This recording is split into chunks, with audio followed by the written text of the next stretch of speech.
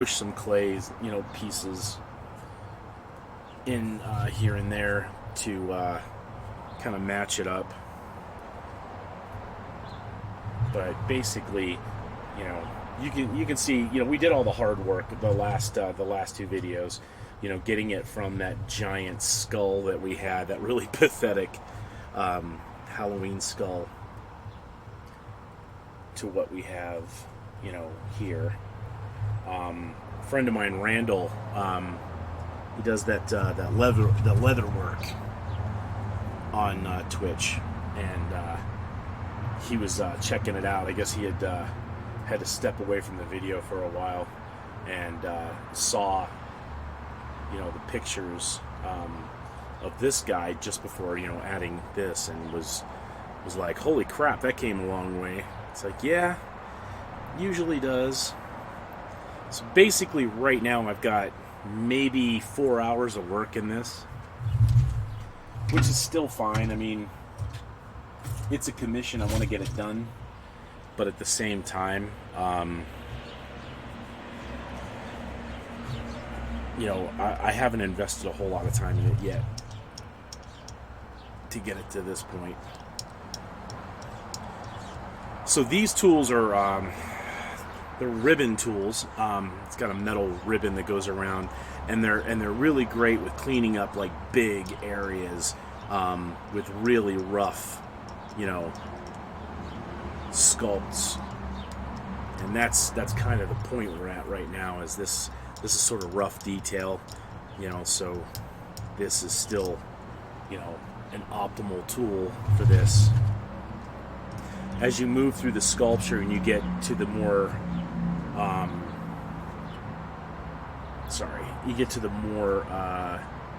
refined details, the ribbon tool kind of stays the same. It's just becomes smaller. For instance, I just had one. You'll move to a ribbon tool that's a little more this size. You can tell the difference, the beefier. Tools kind of stay the same. They just kind of reduce a little bit so that their impact isn't so dramatic. And I'm not even really pushing on the sculpture with this. I'm sort of just gently dragging it across. I mean, so I can kind of get that. And now I'm going to blend these areas in on this one.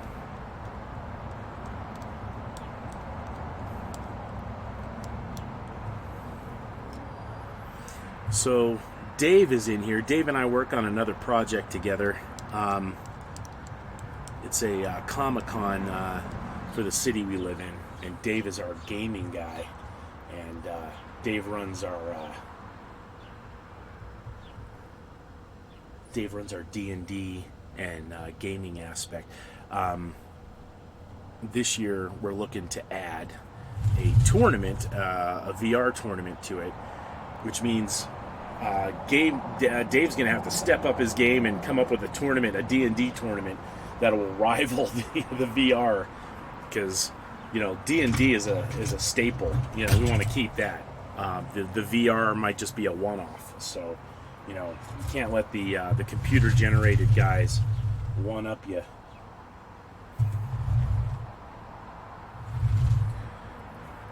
Let's see. And I'm terrified to do some of the stuff that I normally do, because I got my Yeti mic. I love my Yeti mic. I don't want to trash it, So I'm just gonna, to kind of keep it from drying out as I'm working.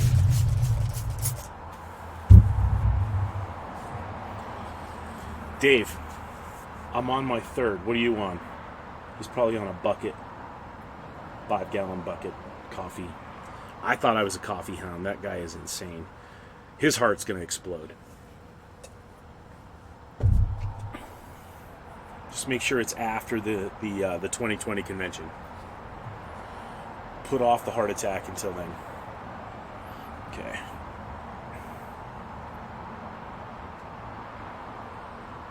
Okay, so got my more finer tools out.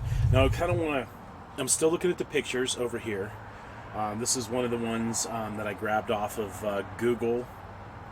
Google Images, so I can kind of see basically his anatomy there. And again, I want to specify, I'm not trying to recreate the Hulk from Avengers. I think he's an awesome. I think it's one of the best Hulks yet that they're doing. For mine, I kind of wanted to be this comic book slash, Avengers slash just epic, and kind of like add my own little flair to it. Because otherwise, I'm just copying somebody else's work, which sometimes clients ask me to do. But when it's a comic book character, you can kind of get away with putting your own spin on it. Okay. Trying to get some of this gristled clay off of the eye.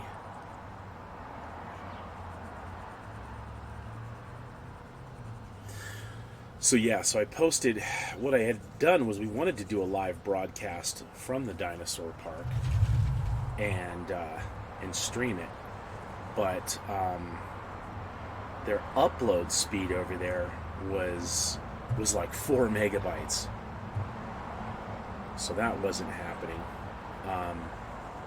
So we had to we recorded it, and every time I record on OSB, it OBS, sorry, every time I record on OBS, the mic is showing that it's running. And god damn it, and I can clearly see it's running. The record button's going. For some reason, it's not recording sound, because when I dump the video into Sony Movie Studio 12, whatever the hell it is I've got, to edit it, there's no sound. So I had to post it last night with video commentary, which I kind of wanted to do anyway, but it would have been awesome if you guys could hear some of the comments that those kids were making. Alright, so I'm going to kind of play around. I'm sort of just... I'm trying to scan the sculpture to see what I want to play with. Right now, I'm just kind of focused on this eyelid. I'm trying to take some excess clay, kind of give it a little bit of depth to the skin of the creature, so it's not so flat.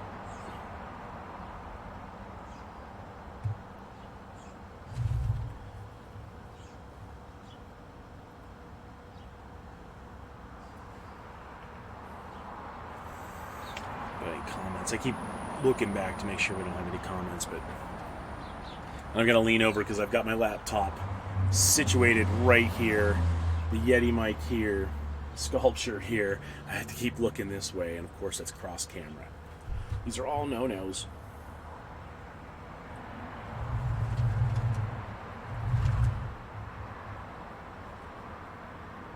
Okay.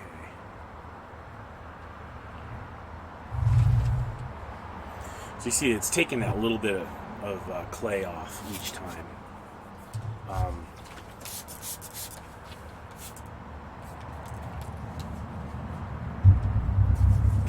So, see what I want to add. So he's got these fatty little pockets right here, and I've got some of them started, but I only had like the basic, ones. So what I'm going to do is I'm going to create these little worms, these little clay worms, and I'm going to work them in here. When you're creating worms with wet clay, you want to be careful because your skin is leaching the moisture out of the clay. And so this could be a crumbly mess here in 0.9. So lay that there. Maybe stick another one coming off right here. So now the mountain of the clay is working to create some anatomy, but so is the trench. So, and when you're working with this stuff, you always want to kind of be mindful of the residue on your tools, because you know, a lot of time, you know, we clean these things up after we're done sculpting for a period of time. But as you're sculpting, like wet clay in particular can dry out just sitting there, and so you need a smooth surface to do something, and now suddenly you don't have it anymore because it's got all this gnarly cracked clay on it. So I'm sort of just rounding this off. Kind of feel like Bob Ross right now. I'm gonna put that happy little wrinkle right there. Add a little Family Guy, but don't you tell anybody that that wrinkle is there.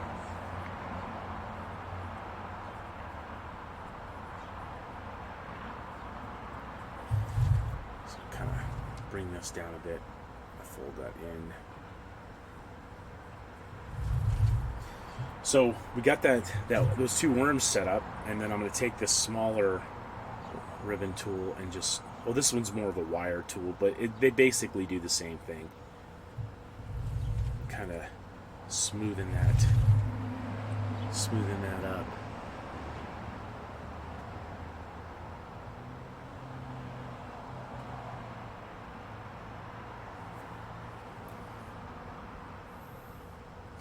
So yeah, if you get a chance, go check out that the video I posted last night.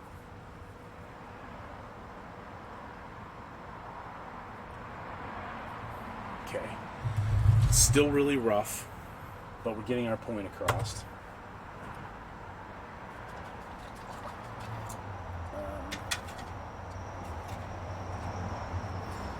Thought I had a smaller brush here.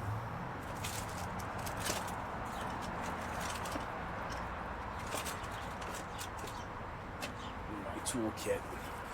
So a lot of times, to help create texture, I'll take like a chip brush and I'll cut the sorry, I'll put it over here where it's got a black background. Cut the bristles off, you know, so it's short. That adds a lot of possibility, including if I hit this with some water, I can go in and kind of tamp that down. See all that smoke wafting off of the bristles? It's the dust from the last time I used this. I probably washed this thing like 4 or 5 times, but it's just caked. But you can actually use it to kind of obliterate some of the tool marks, you know, and help round things off, you know. Kind of clean up some of the tool marks that you had going on, so that you can kind of get a better sense of where you're headed with the creature.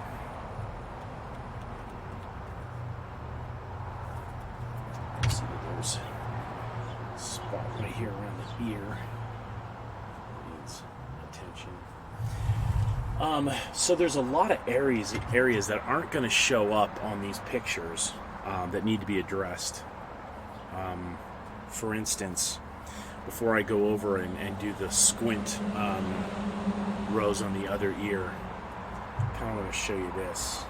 So there's this puffy anatomy pocket, fatty little pocket around the ear here, and it's different for everybody. It's not always this big for everybody else, but it shows the skin weight. You know, this guy's a bulky guy. You know, we want to put some bulk and heft into his face, so the skin, you know, kind of be weighed down.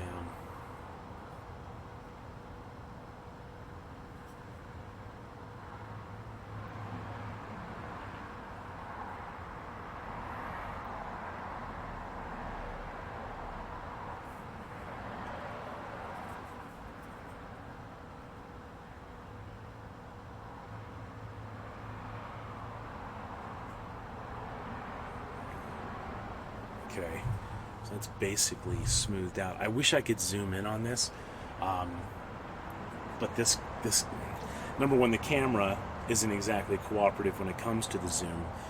This clay doesn't photograph all that well.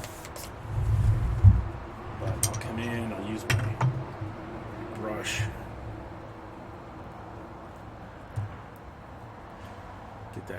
Get that skin blended.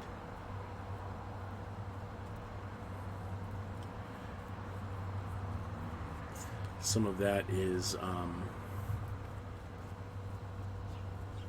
color transfer from those shop towels I used as damp cloths to wrap the sculpture in. So I've got this fatty little pocket here, you know, kind of see it a little better right there at that angle. We're going to do the same thing to the other side. But first, we are going to put in the other wrinkle.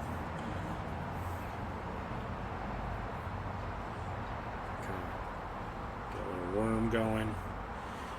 I want these to be part, matter of fact, I think I'm going to fix this real quick. I want these to be part of the upper eyelid, like an extension of the upper eyelid.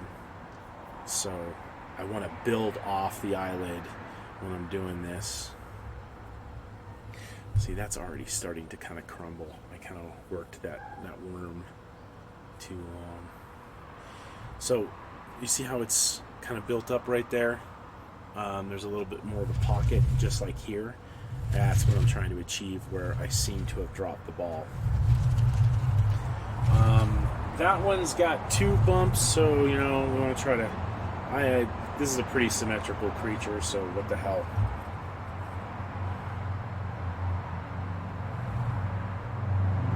I keep calling Hulk a creature. He's really, I don't know. I think he's a creature. I mean, it's not like he's a person when he's in rage mode. He is definitely something else.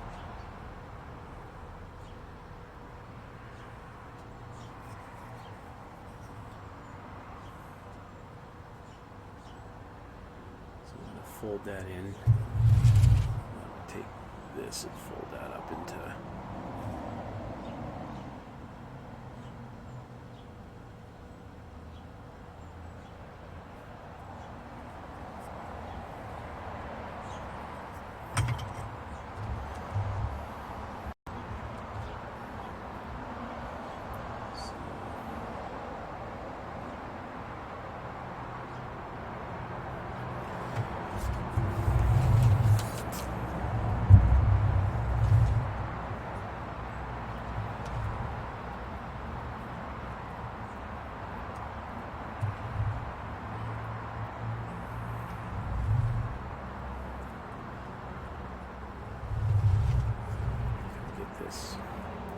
Since we did it to the other side,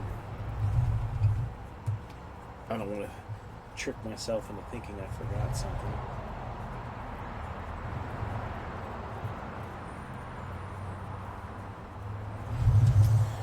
Now, this fleshy pocket right here is pretty blended in on this side, but it's kind of pooched out right there. So I'm gonna, by the way, I use like phrases that don't necessarily mean anything, like pooched out. You know, it's probably the first time I've used that, but you'll hear creature designers. I loved it. Like when I was on the Henson show, I got to work with a bunch of really cool artists, and all of us, well, not all of us, but most of us had this knack for making sounds like the creature that we were working on. You're just sort of like, you know, you just got this, you're trying to take on the personality of the creature. It's just a little psychotic but fun.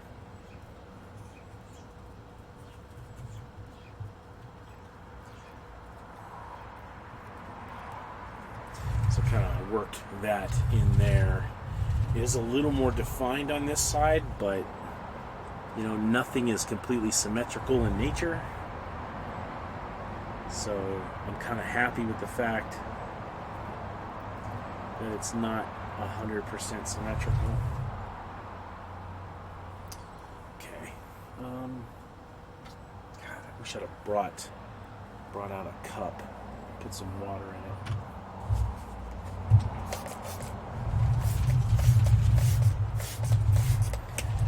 So right here we got to do that little fatty pocket of skin that we did on the other side.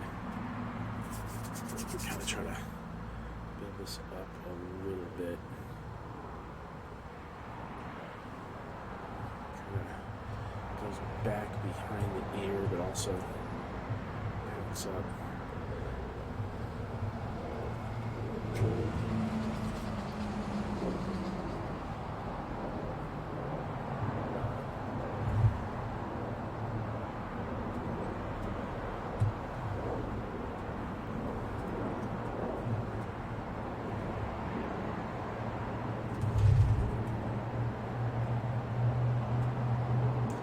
I'll be working the lines in better later.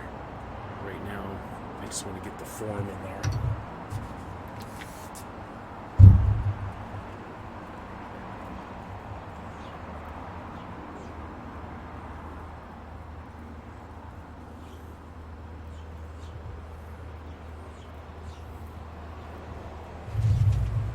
Okay, we're starting to get that looking correct. I'm going to check.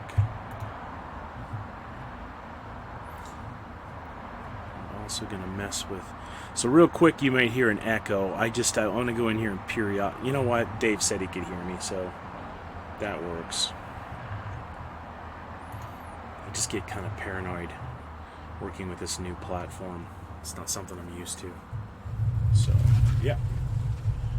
So now we've boxed up his jaw. We've added a little bit more dimension to his grimace.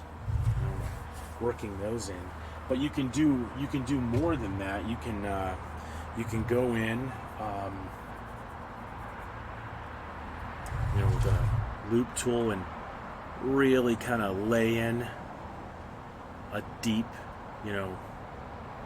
aspect to that, and kind of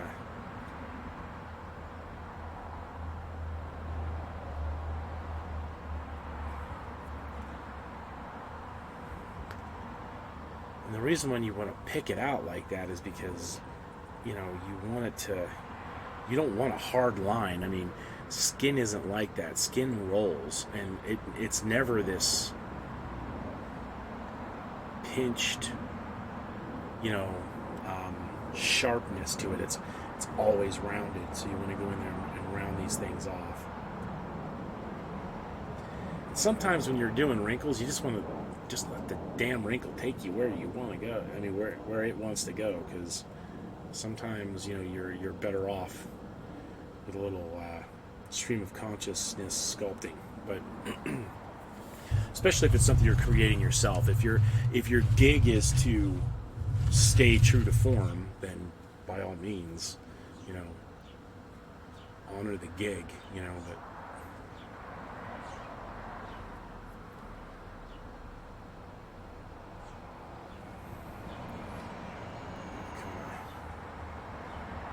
give this a little bit of separation.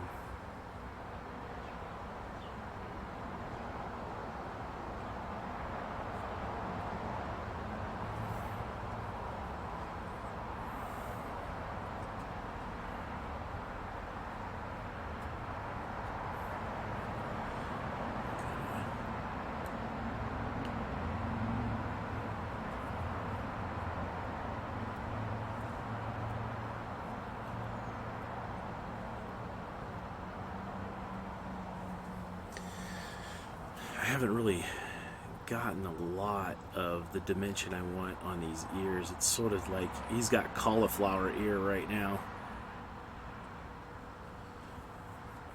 If you're familiar with boxing or wrestling, you know what cauliflower is. It's like a break in the cartilage that inflames it, and it's permanently inflamed. I don't think there's a way to fix it.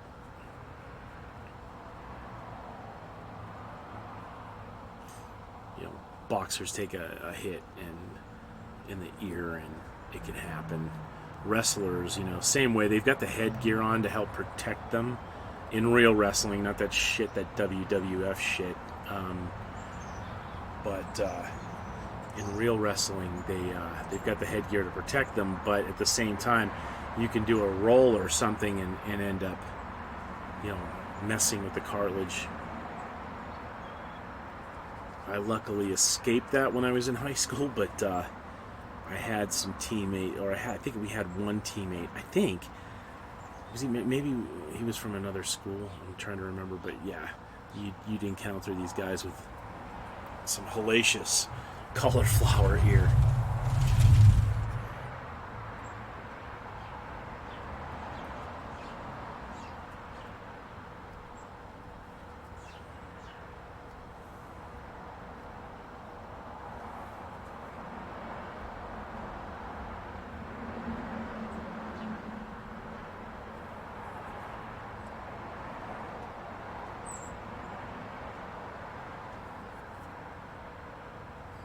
Okay.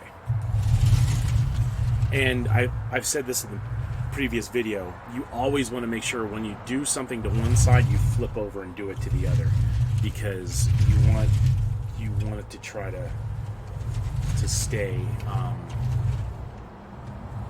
symmetrical, which I just saw something that wasn't.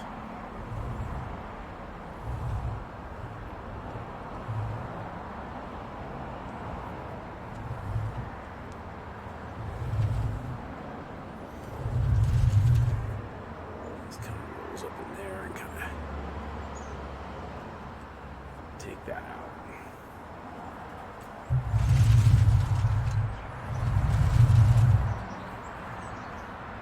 Yeah, this ear was way different than the one over there in some anatomical respects.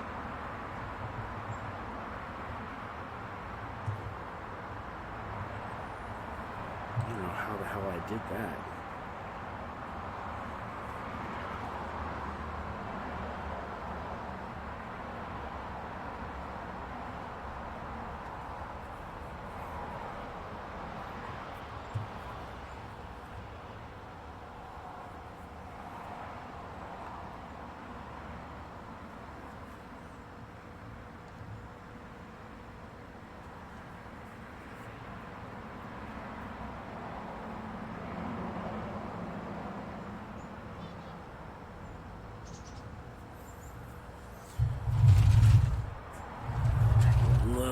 Track.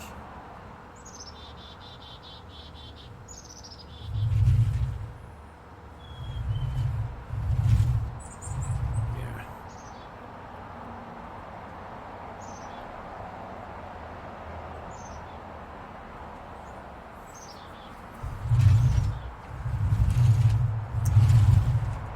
Actually blends in a little bit more with this cartilage.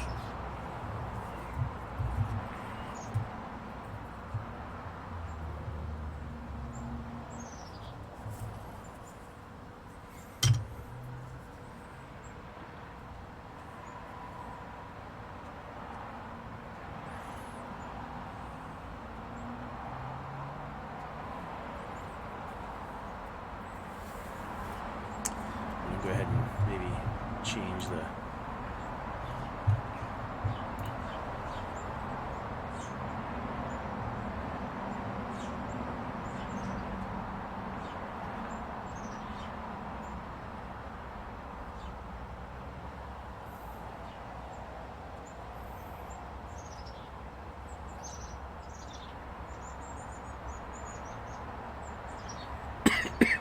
excuse me.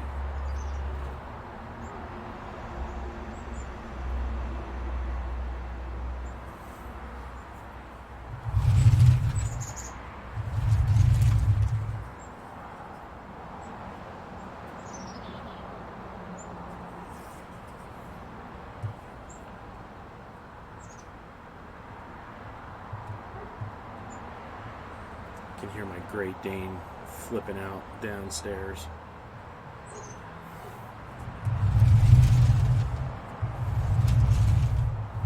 It's too freaking hot for her old ass to be out. She's like 10 years old. And it's not exactly, you know, a comfortable temperature out here. She pants like a goddamn crazy woman, so it's sort of, be out here dying. So I'm going to kind of work some cross,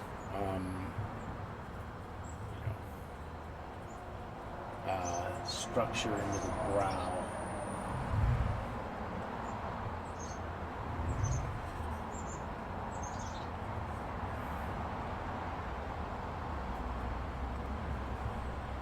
Let's see.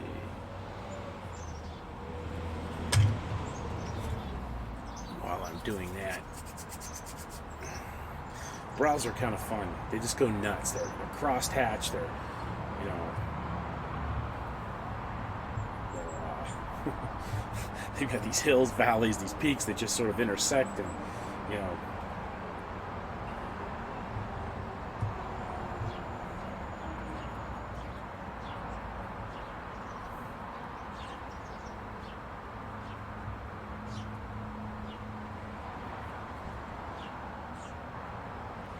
So I'm kind of adding those dimensions to it right now.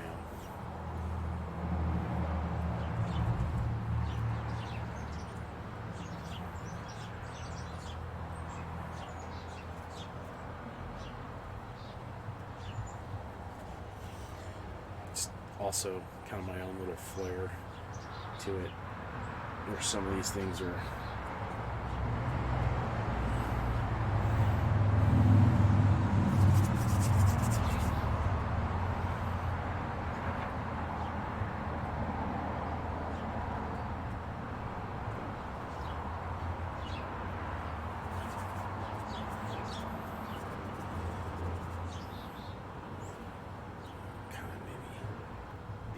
up right here.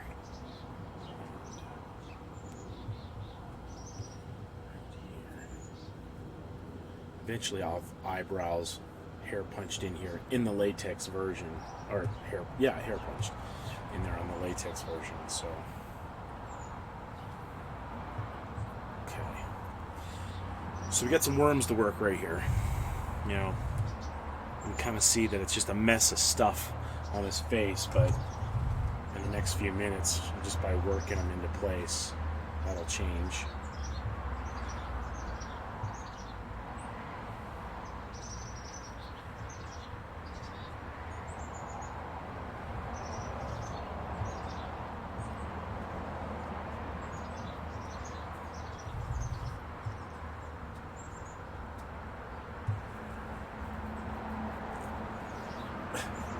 I've got a bird feeder right behind me, and they kind of keep jumping into it.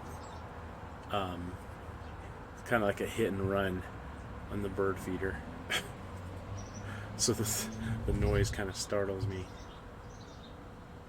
It's like, what the hell's going on?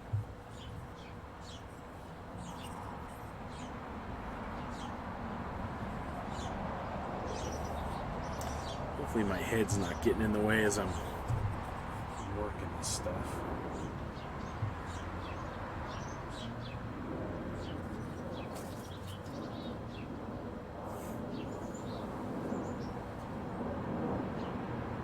A couple of finches beating the shit out of each other.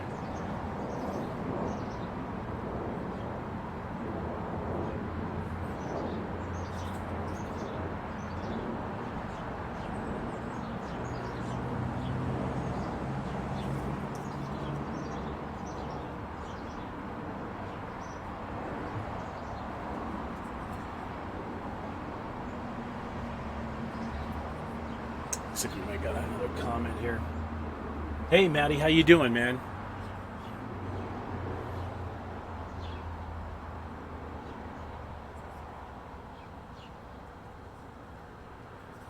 Maddie's been kind of checking in on the progress from the last two videos, so this is sort of, you know, where we're adding some of the wrinkles and stuff to it now. Oh, here we go, something. Let's see.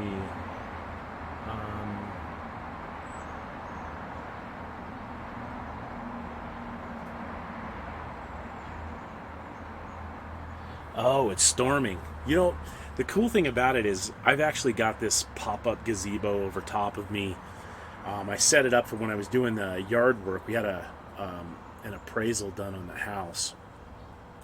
um, and I wanted to, to have a place that I could kind of like just escape from the damn sun. And I kind of left it up and started sculpting under it, and so it's kind of nice. So even if it was raining, I think this would pretty much, unless it was like some sideways shit, would be cool. But yeah, it's kind of nice to be able to work out here. But to be completely honest with you, I think I would prefer rain right now. It's gonna get mad hot here this afternoon. What side of the country are you on, Maddie? I've been doing good, man. I just worked on a on a project where I had to fix some skins on an animatronic dinosaur setup at a local park, and so I spent all day Sunday and Monday working on this really cool dinosaur project.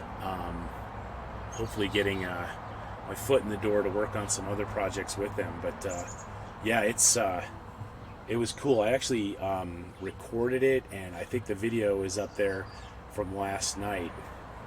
I recorded the what we were doing, but posted it with my live stream last night so that I could do some commentary. Neb was in. I got to check out some of Neb's videos. Those were kind of cool. He does the gaming streaming, but he does like games that are unusual. So there was this one game he was playing that it was some kind of puzzle game. It was actually pretty damn cool. It was sort of zen, but at the same time challenging, and like it was a little bit of fun. Oh, no kidding, Georgia. Yeah, so you get the heat and the humidity. Gotta love that. But I guess it's a trade-off because you got the Walking Dead. So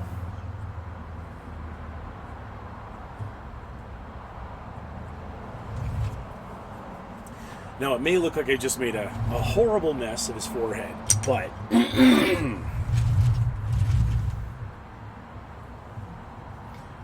as I hit it with some water,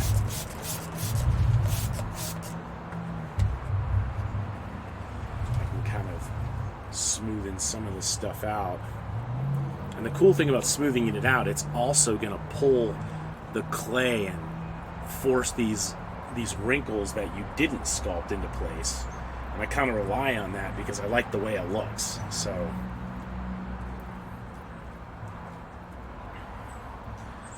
there's going to be, let me see, not free animation, but kind of like free detail thrown in there.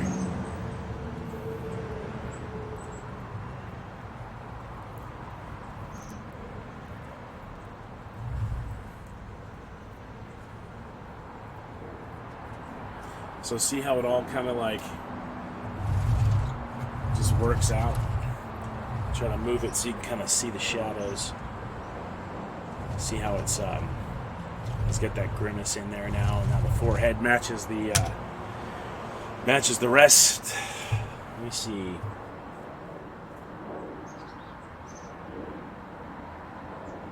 Oh, that's awesome. That's awesome.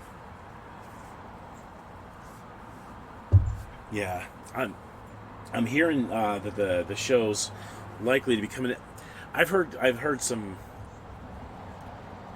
some I guess conflicting stories. Like I've heard that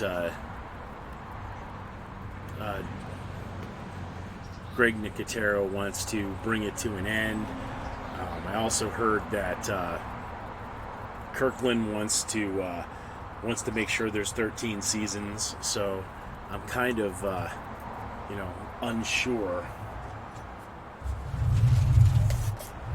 what's actually going on there, but I do like the show.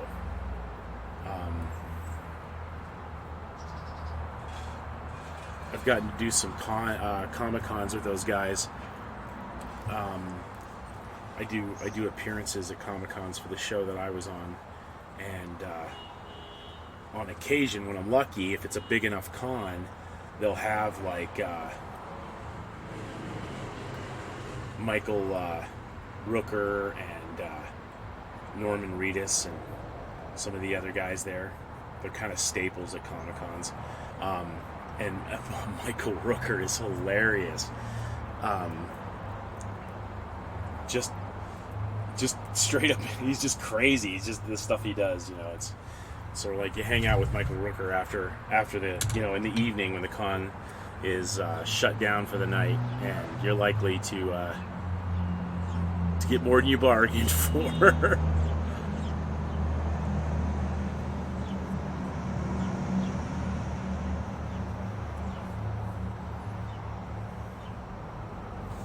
See, we got any new comments? Let me see. I really only watched the first season. I was working on Nashville at the time.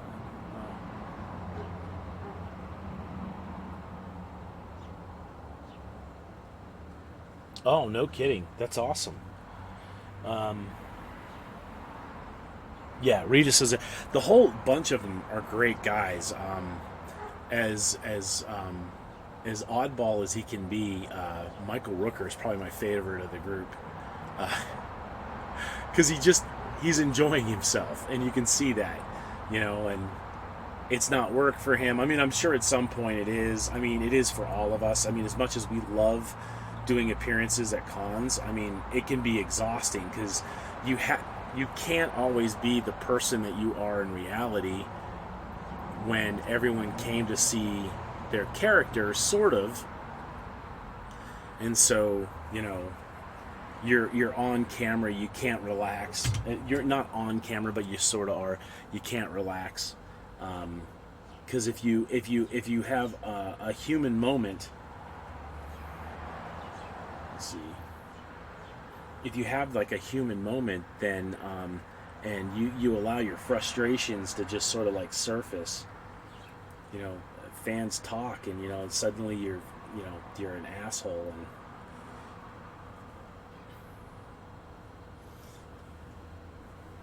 so it's sort of exhausting to kind of like be on the entire time. But like I said, it's not like we all stop going. I mean,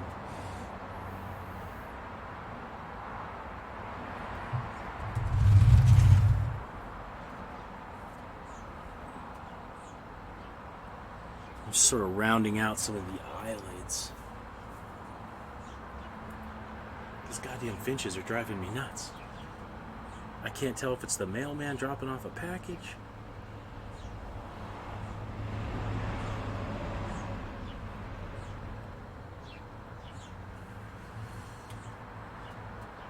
Okay. So, kind of do a little profile shot.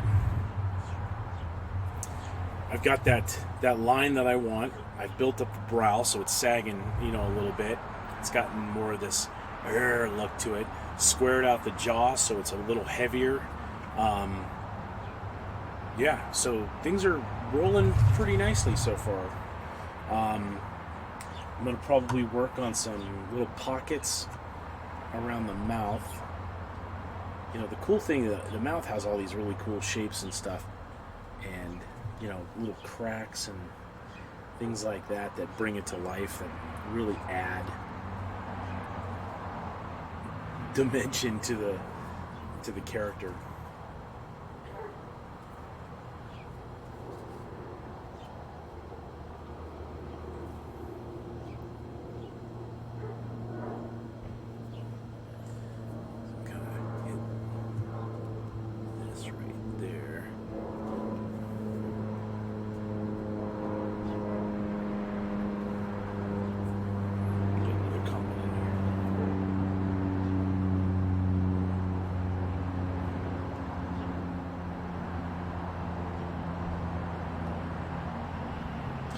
I would love to be invited to Dragon Con, because as far as I'm concerned, that's one of the epic cons. I've never actually been there, but I also can't just I can't just go, because once cons start to hear that you're just willing to just show up, they stop paying for your trip, and then you become like a free attraction. But I would love to go to Dragon Con. Every year I try to get in there. I try to get my agent to get me in there. San Diego is probably never going to happen. As much as I like, or I wish I could go to San Diego, that one everybody sort of pays their own way. It almost doesn't matter who the hell you are. They're not really set up like the others. So it's just basically time. It always seems to fall in an area when I'm just booked. And every year I say, you know what, I'm going to make sure I make it next year. And every year I fail in that endeavor. But yeah, I mean, if you've got a local con or something, man, you know, give them my name. I would love to go. The show that I was on, Jim Henson's Creature Shop Challenge, was really big with builders. So, you know, we had, pick this out here, you know, cosplayers, you know, are a big demographic for Comic-Cons, obviously. But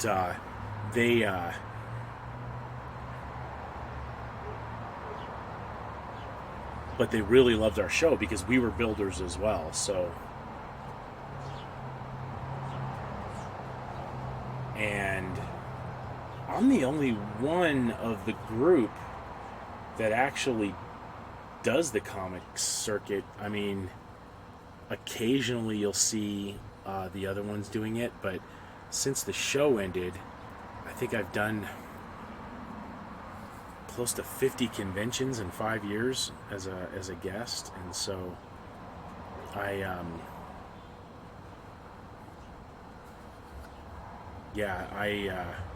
love doing them, and so I've kind of gotten a really good rapport with the fans. So yeah, if you've got one on the East Coast or the West Coast, wherever, man, drop my name and see if they're interested, because you know, there are so many conventions out there now, it's hard to keep track. And so when you're trying to get the booking in, you know, there's this really great con, but you've never heard of it because you're kind of, you just, you know, it's probably in its third or fourth year, and it just hasn't made the noise in my area yet. But I am doing, my next appearance is in October in Houston. So I'm doing Fandemic in Houston, which will be cool. I'm really looking forward to. It's actually my birthday weekend, so that'll be kind of cool. And I got this friend of mine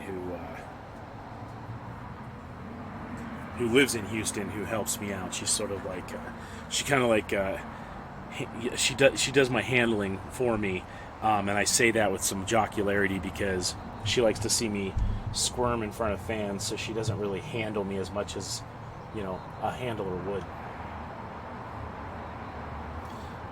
3 ago every year, Dragon Con, Full Moon, Tattoo, and Horror Fest. The Texas Nightmare, but there's...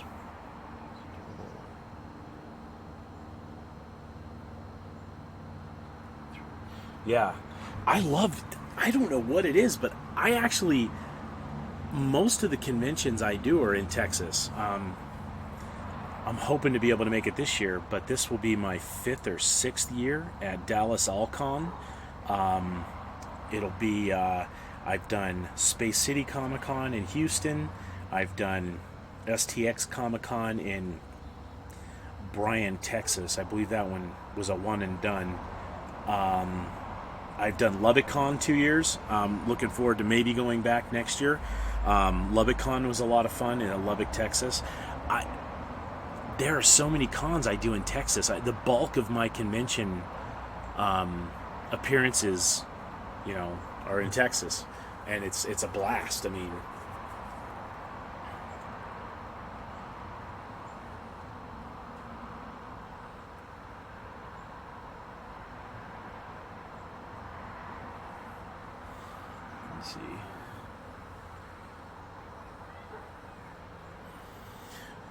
Okay, so I'm keeping in mind where the hairline is, only because, you know, I need to make sure that that it's properly addressed. But I have to clean that up too. So before I finish the sculpture, which I'm still way off, before I finish the sculpture, I want to make sure that I clean up the top of that head there.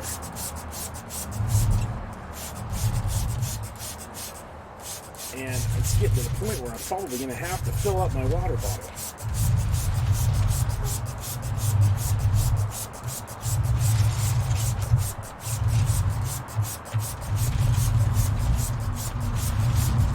So what I'm doing, and it might be obvious, but is I'm soaking these paper towels so that it's keeping that clay, that column that we built for the neck. It's not the neck, but the neck of the sculpture. This is essentially a pour reservoir. When I make the mold, this will be a negative space where the latex pours and fills in to all these spaces. So, but I want to keep that. I don't want it to crack on me, because it will dry out and crack. I need to keep that moist while I'm working.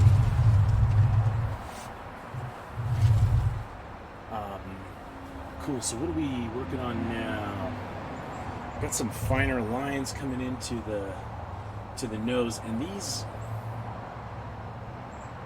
pictures are, you know, a little bit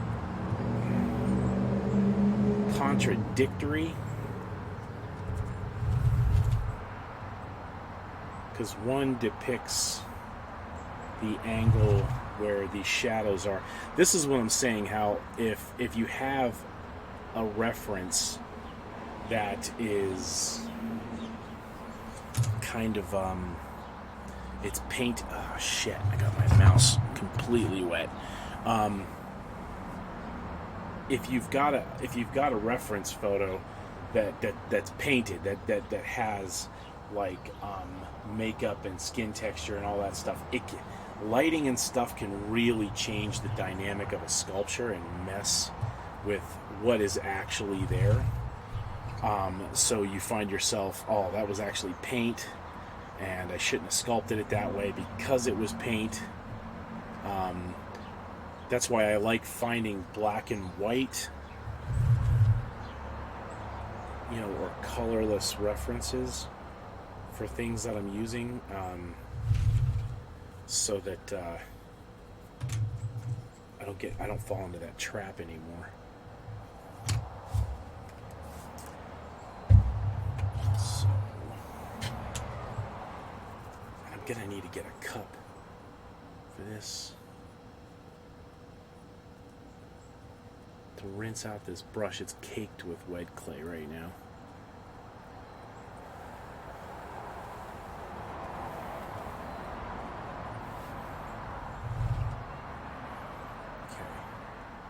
Still seeing some anatomy differences. I can see that this nostril area here is not in line with this, but I think it works as part of the snarl. Again, nothing in nature is perfectly symmetrical, so this being raised the way this lip is, it's actually working. But, you know, at the same time, I want to make sure, you know, I don't allow it to go crazy. Here's another one. I'm looking at this. The bottom lip is pretty much the same across, but this one has got this meteor ridge right here, and it gets more narrow here. So it's looking like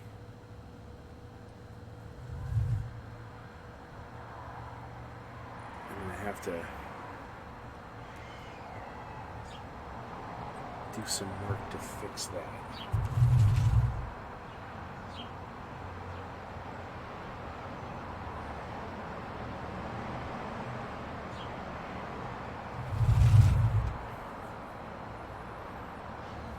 I mean, the one thing we got going for us in this is the sculpture, or sorry, the Hulk, the subject matter, is literally an exaggeration of all things in the human form. So, you know, we can kind of get away with some exaggeration and stuff, but like I also don't want to make it look like I was lazy in my sculpting process.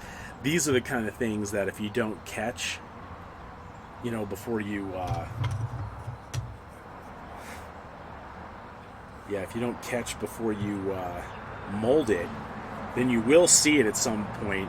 Maybe you've made, you know, 14, 15 of these masks, and then you finally see the mistake and you're mortified because all those masks went out, and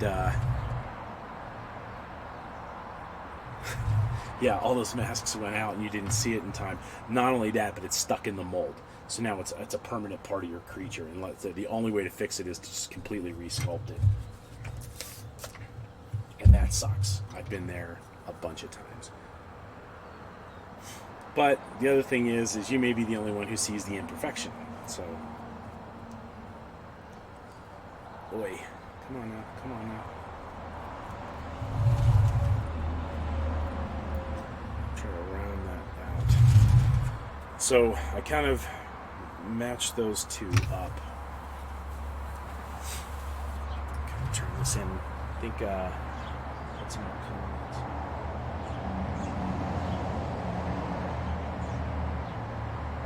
Yeah, I think we tried to get booked at Fan Expo, but I think that fell through.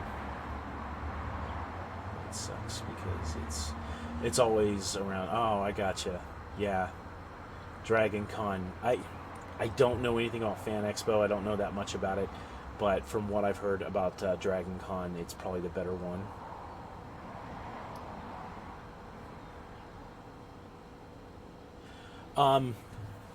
Basically what this is going to be is a mask. I make these torso masks that are really large masks, and essentially, you know, kind of add, when you're wearing it, the head, you're actually, your eyes are right here, but the head of the character is way up here.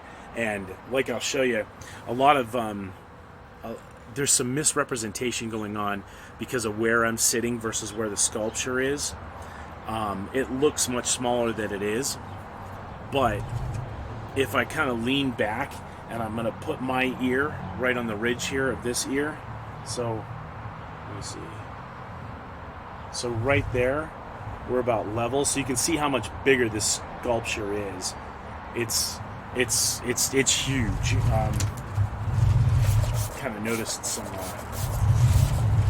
drying going on when I put my ear over there. Ooh, I did not see that. I gotta. So this will be a torso mask, and the client, who's essentially commissioned this piece, and I can make copies for anybody once it's done, but because it's not an exclusive piece, but you could display it as a bust, because it's going to have, once I get the sculpture molded and stuff, it's going to have muscles that come down. They're going to be foam fabricated muscles, so they can still be on display. I'm going to kind of give you an example. I'm going to switch the screen. So, let me see. If you look over here in the bottom corner, I've got some of my torso mask examples. That Bigfoot creature, that white creature at the very kind of center bottom, they're all the same size roughly. The Killer Croc up there. So the head on that, just the head from the chin to the top of the head, is about 2 feet tall, and you're looking out of the throat, like right here. So the bottom of that comes down right about here, but the creature's head is above your head and adds 2 feet to your height. And since everyone is drawn to the eyes of the creature, they're not trying to see if you're down here because you're covered in hair in that particular respect. And this one will hide it in the wrinkles of the skin and stuff like that, so people don't know that you're looking through the neck. But they're looking up here, so this one's going to be that much more menacing because of those. So that's sort of the magic of of my torso mask, and I'm not the only one who makes masks like that. I've essentially trademarked them torso masks because they extend your torso, and they give you more bang for your buck as opposed to a mask that just covers your face and you have to come up with the rest of the the suit. You're going to have to come up with the rest of the suit anyway, unless you have me make it for you. But basically, the really cool aspect is done more than just covering your face.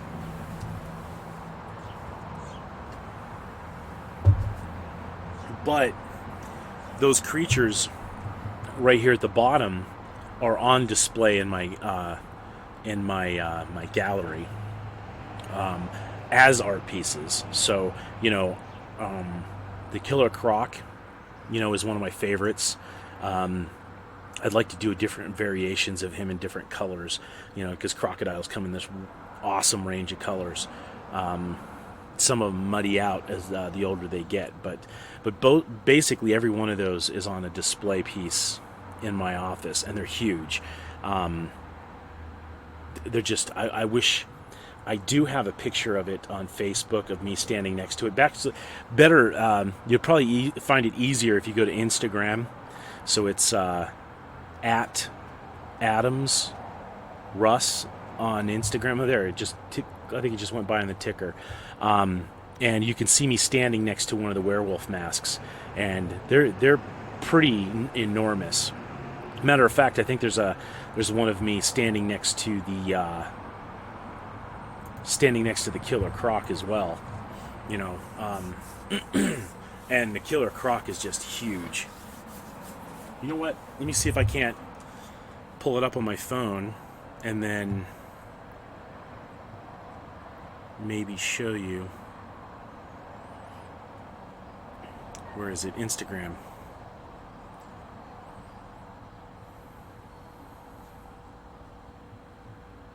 There's a picture of me standing right next to it.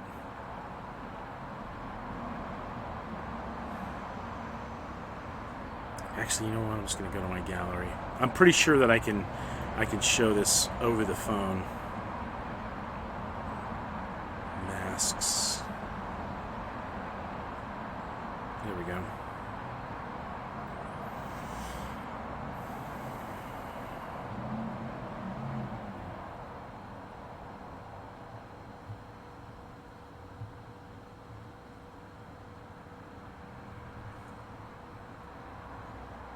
Good God, good God, good God. That's the one thing about, my particular, any artist really. We've got so many damn pictures that we post of our work and it's good, because, you're showing that you're constantly working, Here we go. This is a good picture. So I'm gonna hold this up to the camera. Sorry, move it. That's me standing next to the Killer Croc mask. You can kind of see how big they are. Sorry about the glare. I'm trying to move in a little bit closer. Yeah. And I'm standing shoulder to shoulder with it, so there's no trick photography going on. That's just how big that damn thing is.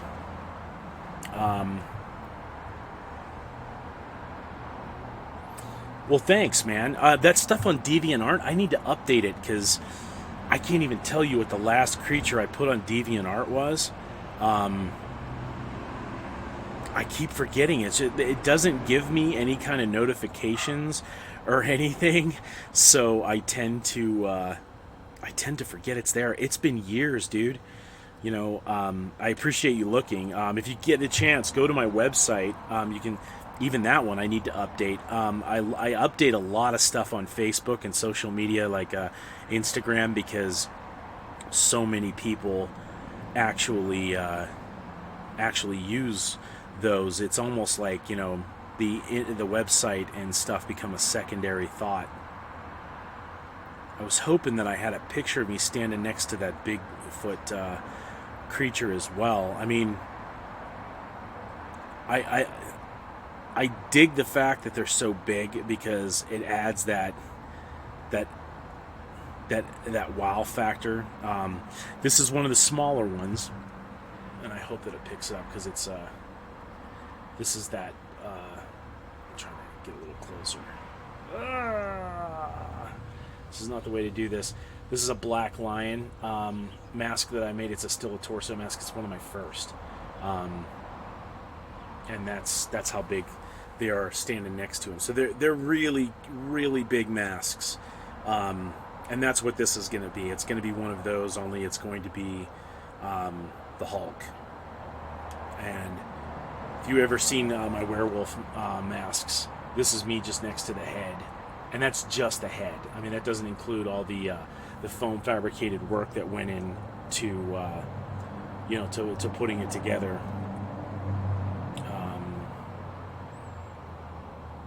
Yeah, I mean,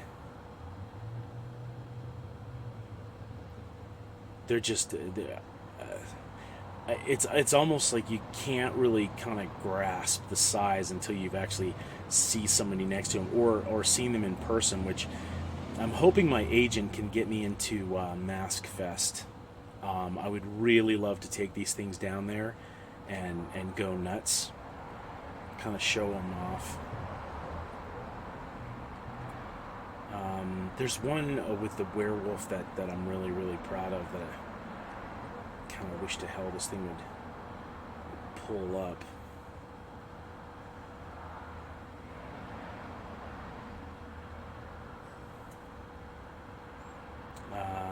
Here's sort of an example of someone standing next to just the Bigfoot mask.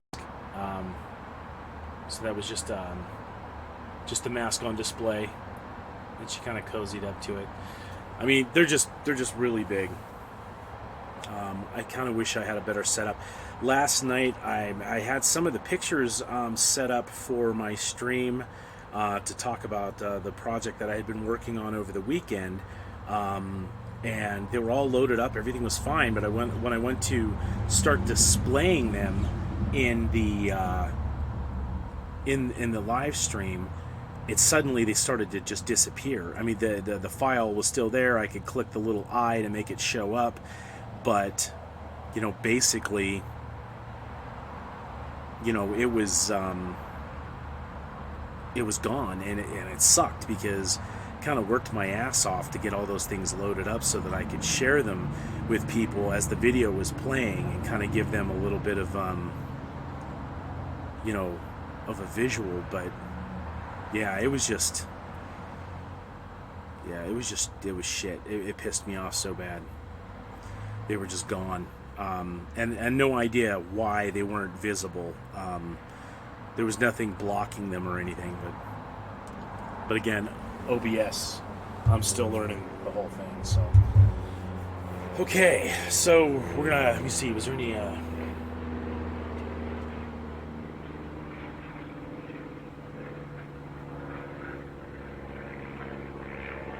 dude, that's awesome. I didn't know you had seen hashtag Screamers. Yeah, I got to create the villain character in that. It was one of the first films that I got to do that in. I mean, that I had the lead character.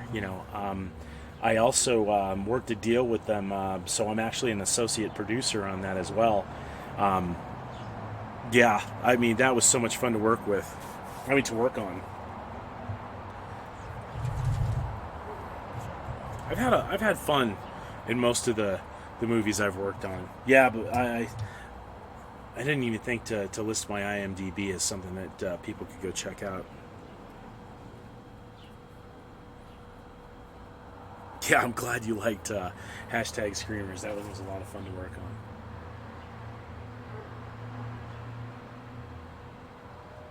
We actually did a bunch of promotional pieces for that as well.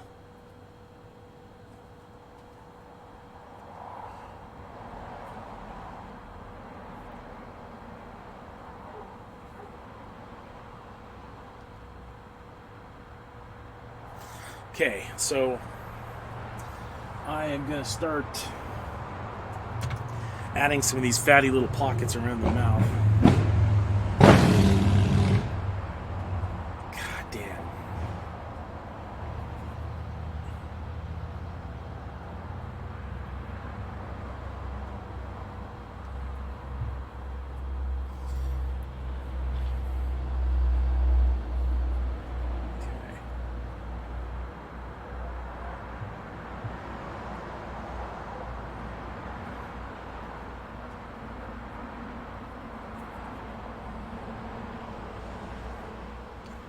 So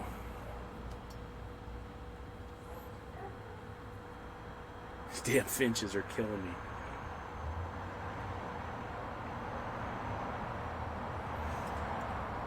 See, I don't know if you can kind of see what I'm doing here. I'm building up the lip. And he's got this like trench just below his chin where the lip sort of starts to disappear and into his chin. And because of the scowl on his face, he's got all these wrinkly little, you know, kind of like Thanos, but not nearly as over the top. Let's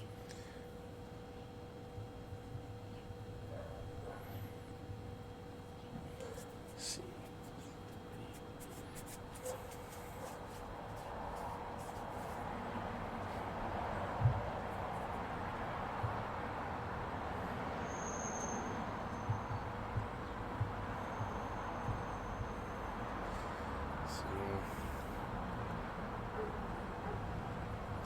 I'm gonna make these kind of off-centered. I'm not gonna make these symmetrical in any way. Okay, so I'm gonna do the same thing I have been doing. Just gonna take my spatula tool and kind of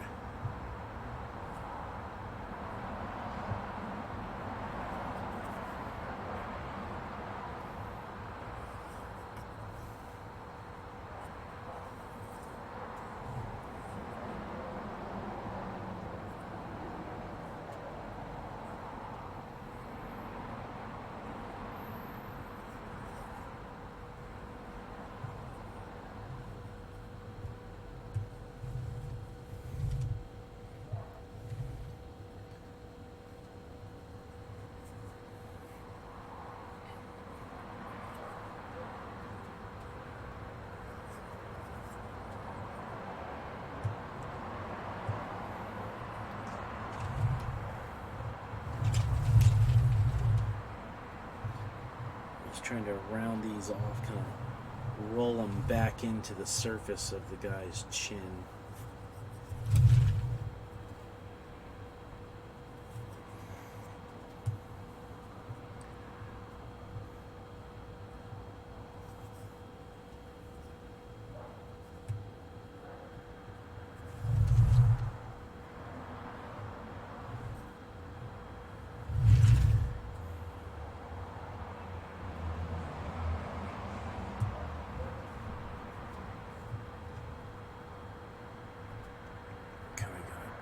This out as a separator between the lip and the quivering chin underneath.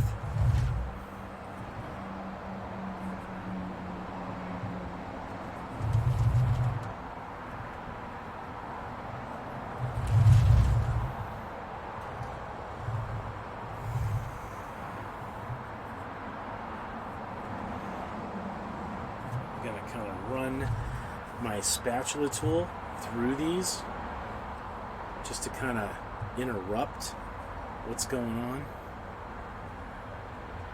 And I'm gonna push in a divot right here for some dimension. Roll it up, and then I might actually cross hatch. So that kind of comes up but also goes across.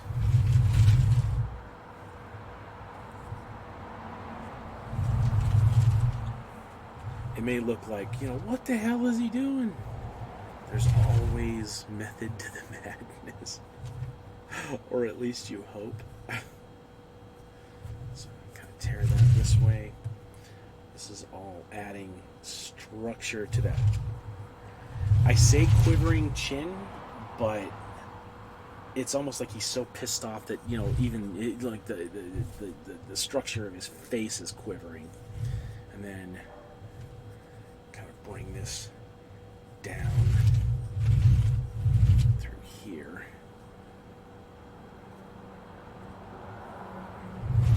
So You may be looking at this going, what the hell did you just do? But trust me. Oh, man. Okay, Maddie, I'll catch you later, man. Thanks for dropping in. Oh, I can't do that yet.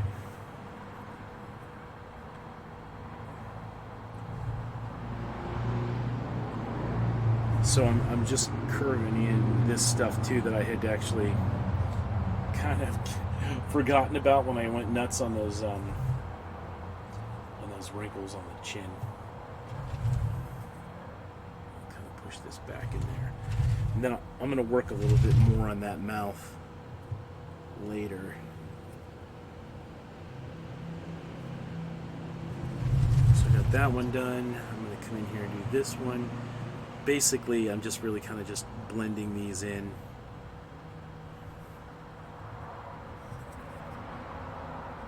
Okay, so now we got that.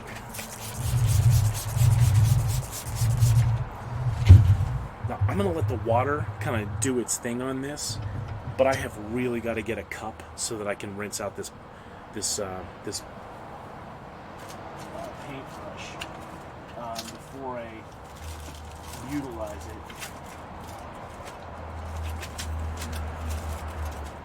And I thought I might have had another one because I usually do. So I'm going to go ahead real quick. Rather than just put the 5-minute thing up, I'm just going to go ahead and run over to get a cup full of water, and I'm going to fill this up at the same time. So just kind of check it out here for a second, you know, and I will be back in three seconds. 1, 2, 3. Okay, more than that.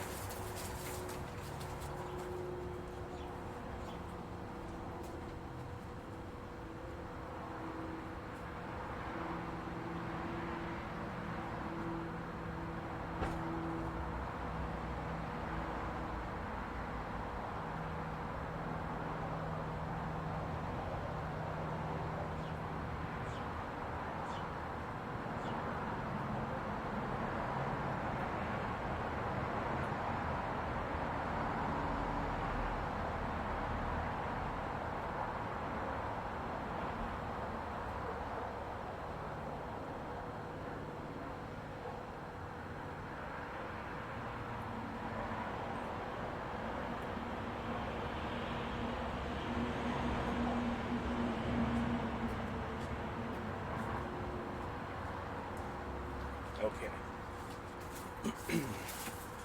All right, so I kicked my camera.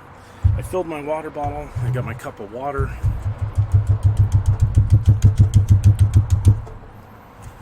Clean out this brush. It's got all this stuff caked in it. I'm also going to moisten my bucket of clay. Okay, so all that rough stuff I just put in, I can come in now and just kind of, you have to be careful because water, the smallest amount of water can obliterate whatever you're doing with this clay. But I'm kind of using that to my advantage in this particular, process. So kind of obliterating that. I want it to really kind of just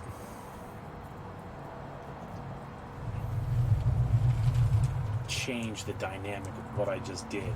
But like I said, again, in knowing that it was going to do that, I'm using that to my advantage. I'm rounding out some of these hash marks I've stuck in there. You can see that the clay is already starting to build up. That's clay that was on your sculpture that you're now removing. So you have to be mindful of what you're obliterating and why.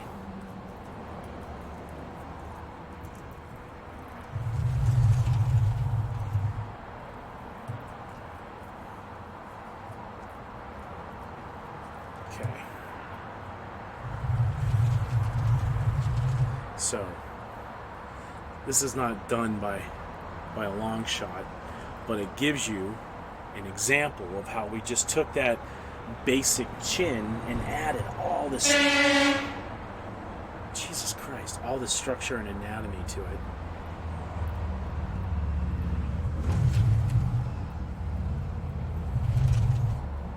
And then once this has a chance to dry up a bit, you know, we'll be able to look at those structures and assess where to go from here. So I'm going to kind of let that do its thing. I'm going to focus on some other areas of the sculpture. I have been kind of like, whoops, the wrong tool. Oh, there it is. Been using my wire tool to kind of go in and just trench out some deep wrinkles into the eyelids, so it gives that a little more depth. Like it gives those eyelids someplace to disappear to, but also rounding them off so it doesn't look like you've just essentially stuck your sculpting tool in there with no purpose.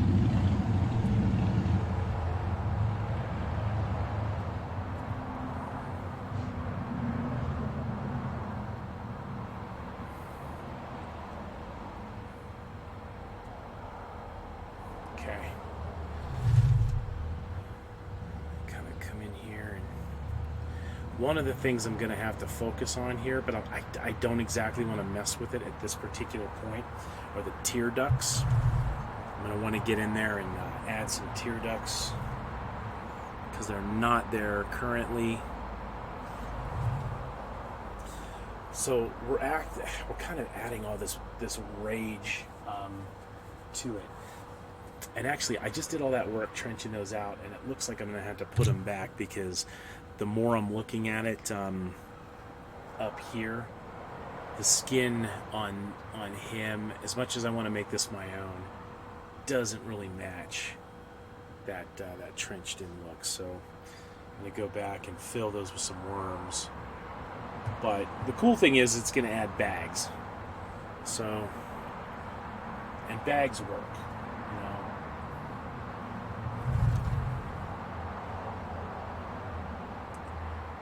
Bags will work. Might actually even extend this.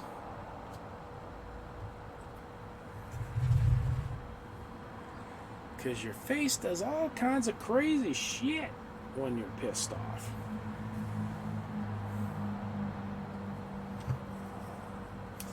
So we have any comments?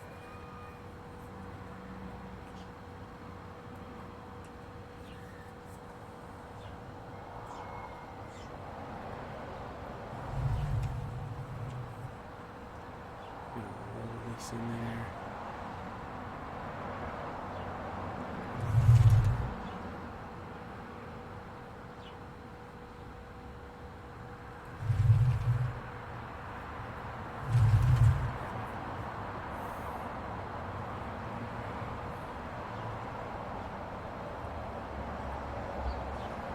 Cool thing about these wooden tools is you can just lightly press into the surface, and then when you come back with that wet chip brush, that modified chip brush, the results can be really cool.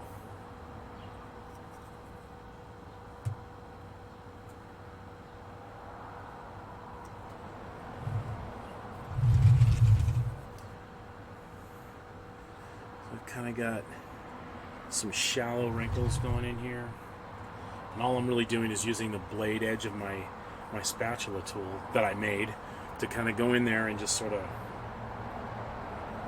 you know,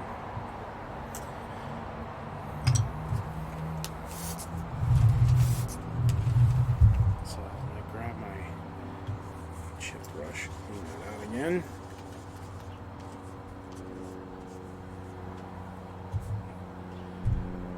Don't want to obliterate this too much, so I'm just going to be kind of gentle. And where these lines, I want them to run in the direction I created them. So I want the brush strokes to follow those. It's essentially eroding them and smoothing them out, making them less harsh, but at the same time, it's, you know, it's not wiping them out. I wanted to wipe these out, so I kind of went all over the place, so it left behind, you know, some light impressions of like this willowy, you know, this chin that was sort of like just got all these little, you know, crazy, you know, little things going on with it.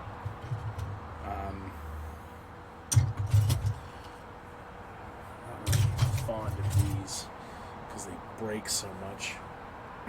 But then you can kind of take like a silicone, you know, tipped tool and just sort of like do these little snake channels, because you're just building, you're essentially building wrinkle on top of wrinkle on top of wilting wrinkle on top of other, you know, you want structure there that is just kind of all over the place. I mean, you want it to look natural, but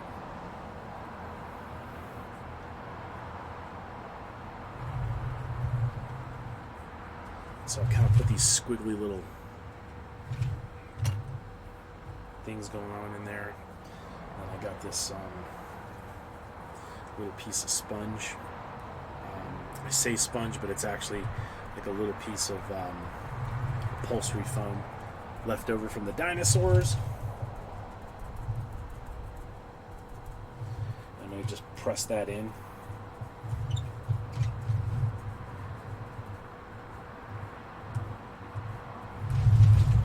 You can see how it's textured the surface, but at the same time it's sort of,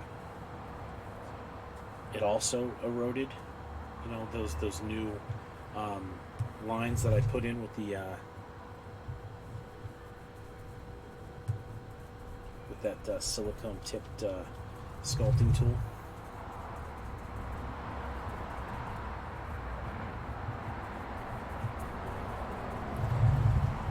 But we're not going to be done with this chin either. So once we get the lines that we like, then we're going to go in, we're going to put in pores and, you know, follicles, you know. There's so many elements to the skin that, and they just build up on top of each other.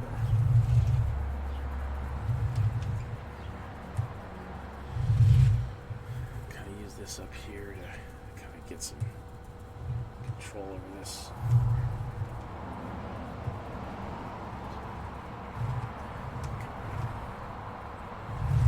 And I'll probably hit these eye wrinkles one more time.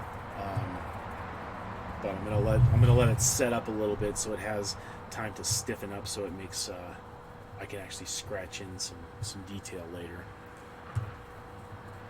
So it's kind of where we're got this going on, and the same thing that we did here, we can actually do up here, because the brow is really no different. It's just this constant, you know, mess of, you know, skin and gravity pulling on it, which adds weight to the character, as much as, you know, as much as just, you know, creating those. So I think I might have splashed a little too much water on that, but you can always go back and fix it. So, so yeah, so we've got some of those wrinkles going on in the forehead here. You know, what I want to start working on here are the dimples. Now, when we talk about pores and stuff, they actually have some really cool tools that you can buy that'll help you with those pores. You never want to use something like this. I mean, because they're not holes in the skin, they're depressions. So you don't want to just stick it with some harsh, pointy, you know, toothpick-looking thing. So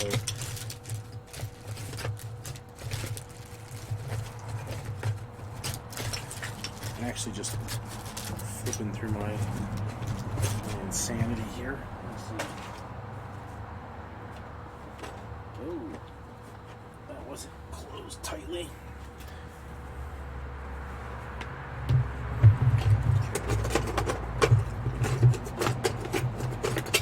I'm looking right now for, it's kind of a ball-shaped tool.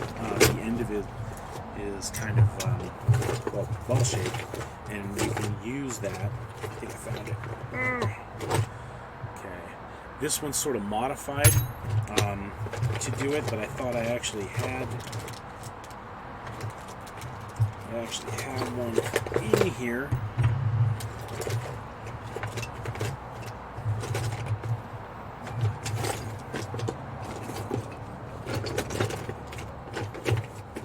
Does not look like I do. That is unfortunate. So, okay. Little paintbrush. I'm sure that'll come in useful here in a minute. Okay.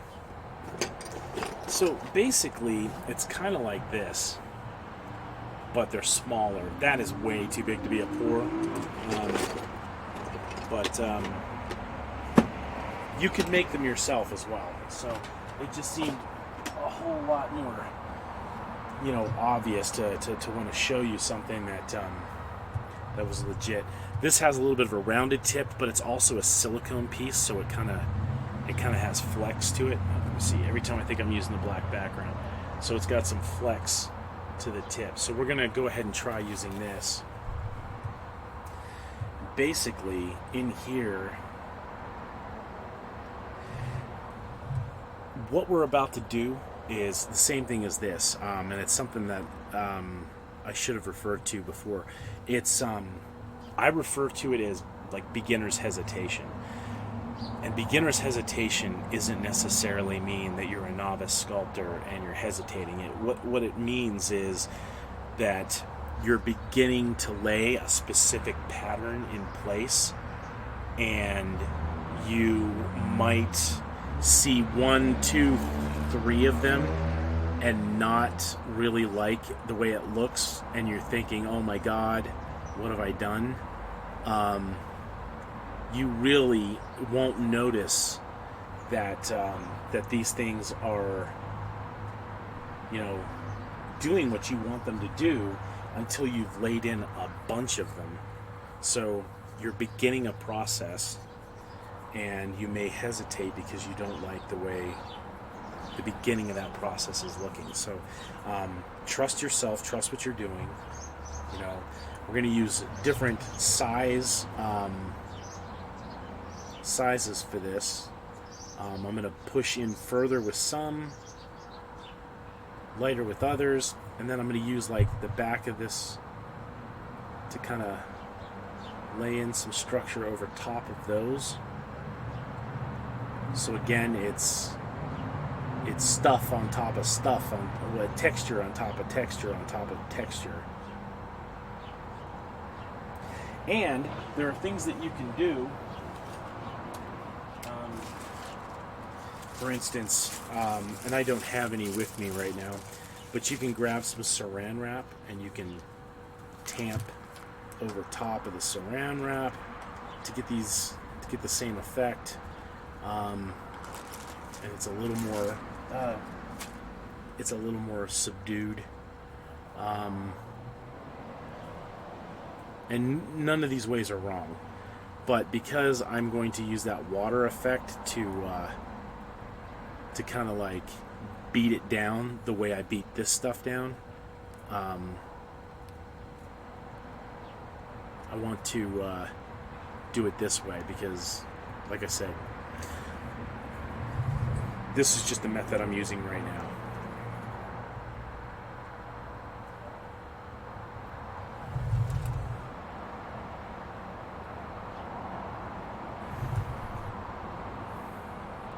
I really like the plastic, you know, putting that down over top, especially when I'm using like polymer clays and stuff. Sometimes when you're doing it with wet clay, it can be a little problematic because it sticks to the surface and ends up, you know, obliterating some of the stuff that you've done. Again, I'm going to go over top of this, and I think this one's slightly bigger.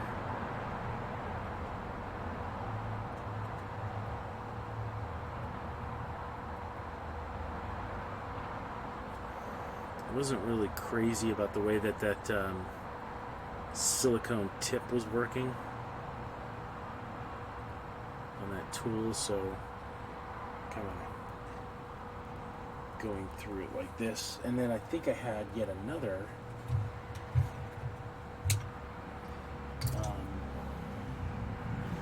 oh, here's a silicone tip that's much bigger, and so it'll add a better point without actually poking little tiny holes into the, because we don't want holes. We essentially just want pock marks, really. Okay, so we've got this kind of going. Maybe some smaller ones with this modified tool that I made.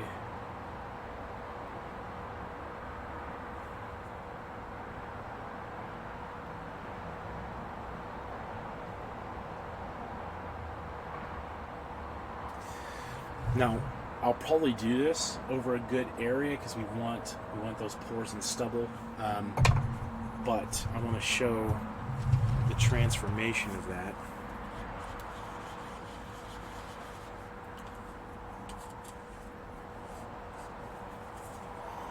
I'm going to be very gentle because I don't want to obliterate the hell out of it, but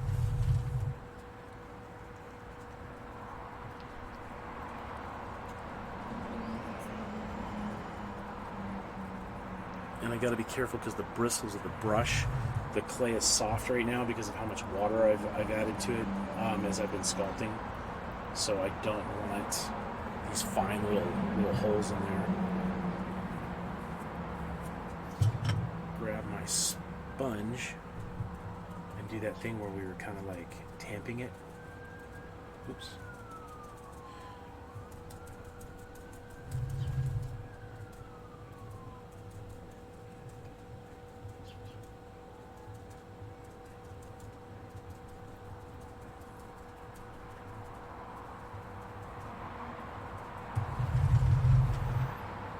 See it dulling down, but it's keeping that shape. Oh, sorry, damn it. So this is one thing that pisses me off about sculpting in this stuff. It's any clay, really. If you haven't cut your fingernails, a tiny corner of a fingernail will gouge out a piece of your work. So you're constantly kind of like, damn it, going back and fixing all that stuff. I kind of want this to dry so that I can see how it's going. Kind of use this stipple sponge to kind of bang it back a little harder.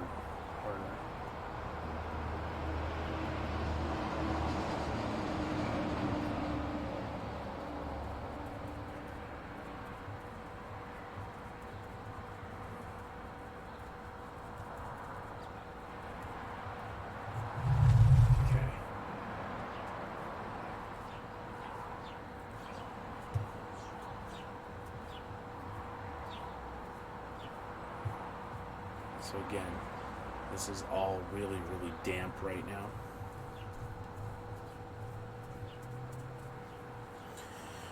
So as soon as that has a chance to dry up a little bit, I can actually start building on that. So, but I can actually be working on the same elements of the chin while I'm doing that, while I'm waiting on that.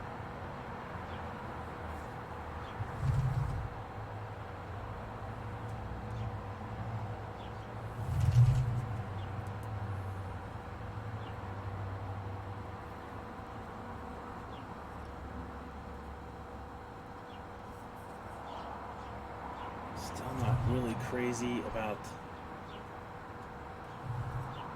even this bigger silicone. tool. Still feel like it's putting way too much of an end on it. Whereas, like the base of the tool, the handle, is giving me more of what I want.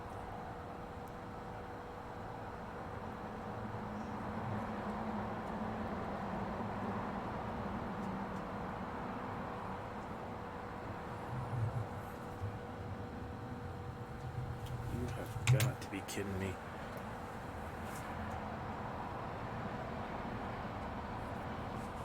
Jeez.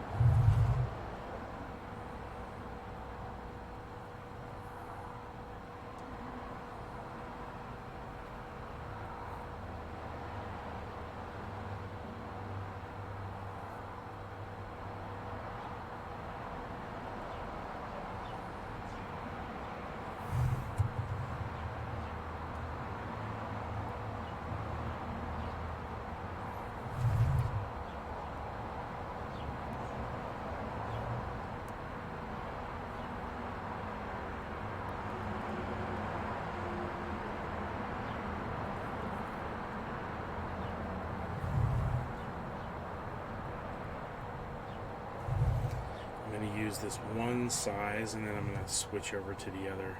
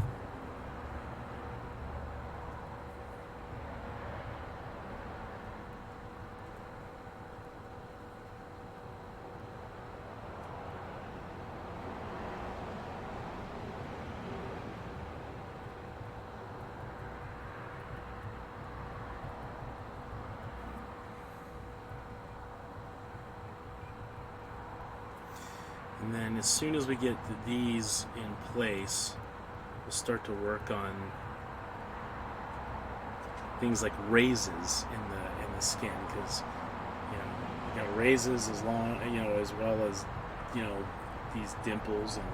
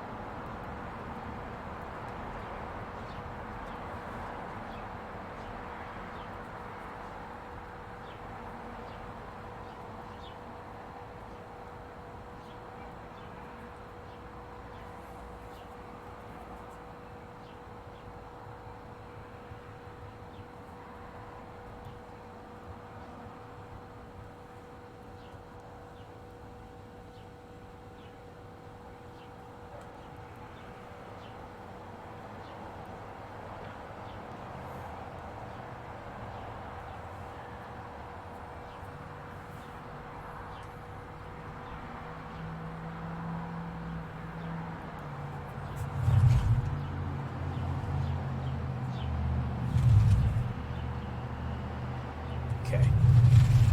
So now I'm gonna go in there with another one. Probably, where's that small? Yeah.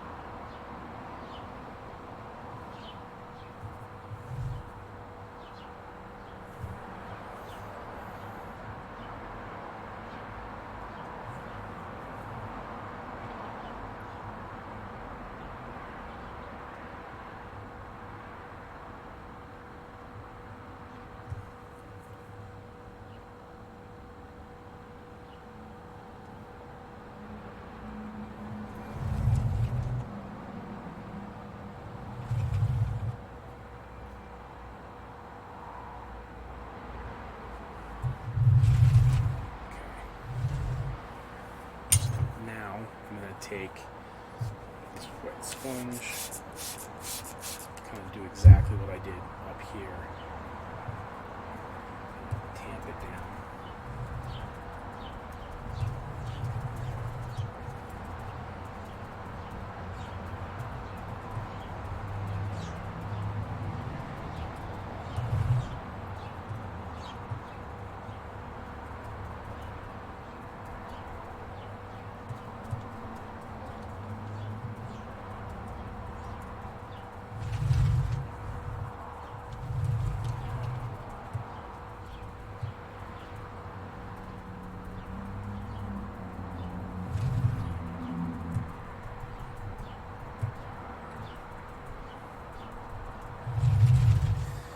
Now, these are the reasons why we go into stages. Like I was talking about, you have the coverage, then you've got the blocking stage, then you've got the rough texture, and then the final is the fine texture. Because at this point, we've gone and done a lot of work putting these little stipples in, and what we don't want to see happen is, decide, oh, you know what, I'm not quite sure about the chin, maybe I want to, try another, or maybe add some clay here and stuff, because when you do that, you're essentially, obliterating your, you're obliterating all the work that you just did. So you want to, make sure that you retain the work that you did. So each step, you're kind of like giving your own approval and then moving on to the next, so that you're not working against yourself.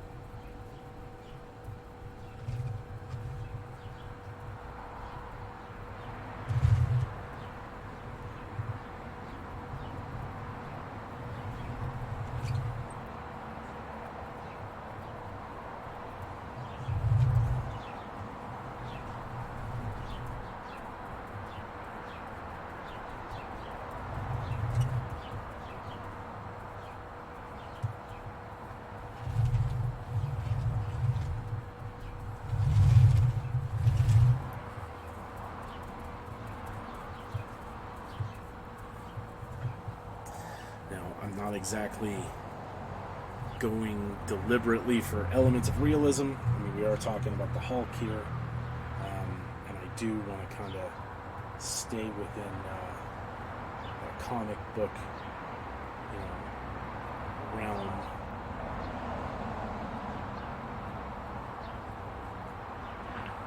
So, I mean, I'm not going to go crazy with all kinds of elements of detail.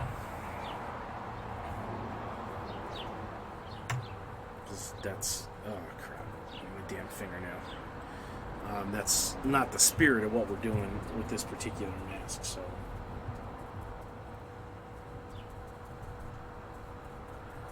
Okay.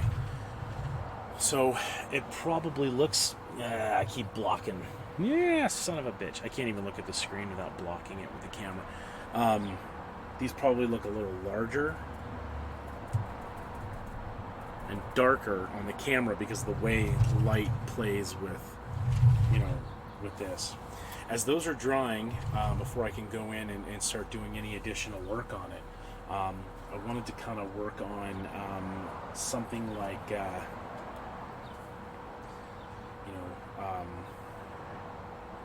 little raises, so more like kind of goosebumpy kind of. So I put these little tiny little.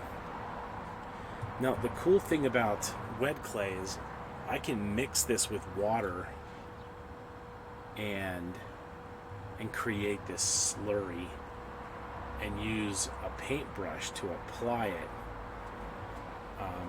And that's actually, a pretty successful way of doing it. Or, I can go in and I can create these tiny little bumps, kind of put them next to each other. I don't want them packed, in there. I want some randomness to it.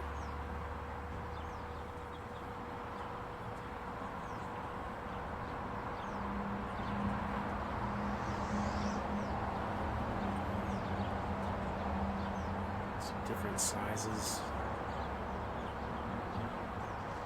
and then I can go in there and use that same method I just used with the pock marks and stuff. I can use that, hitting this with water and essentially obliterating it to the point where they look more like, not goosebumps, that's not the word I want, but smaller little builds up fatty little pockets of skin.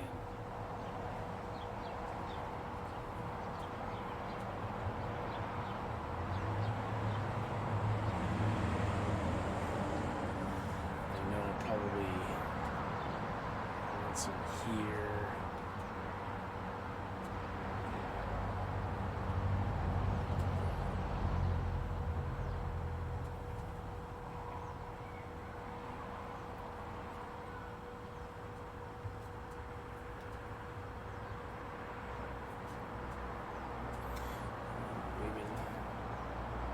Crap, we're over the 2 hour mark.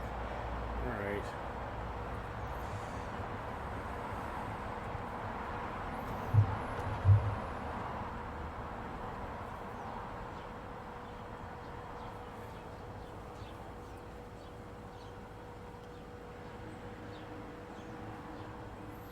This is the more fun part of the sculpting, because I've gotten all of the basics in there.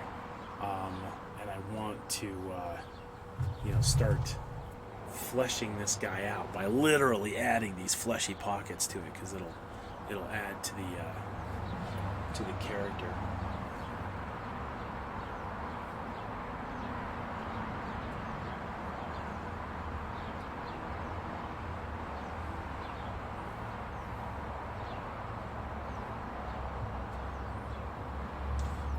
Of this stuff, I know where the hairline's going to be, so I don't, and because I'm basically know that I could change the hair, I don't ever foresee me doing a creature with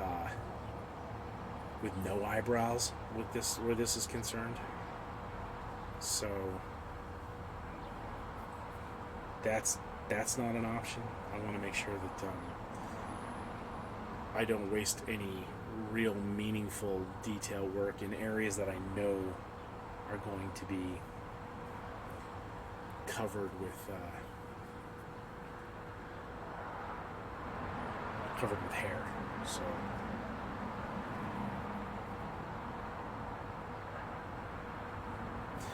the one crazy thing about creature design is there's things that you've got to think about that you may not normally be thinking about. And I make this joke sometimes when I'm sculpting, when I'm teaching a sculpting class, but if you've created a creature from scratch, there are certain things that you should know about the creature that you're making, besides, I want to create this aquatic creature, and I want to add these elements. Well, you need to be thinking about things like coloring and stuff like that while you're sculpting, and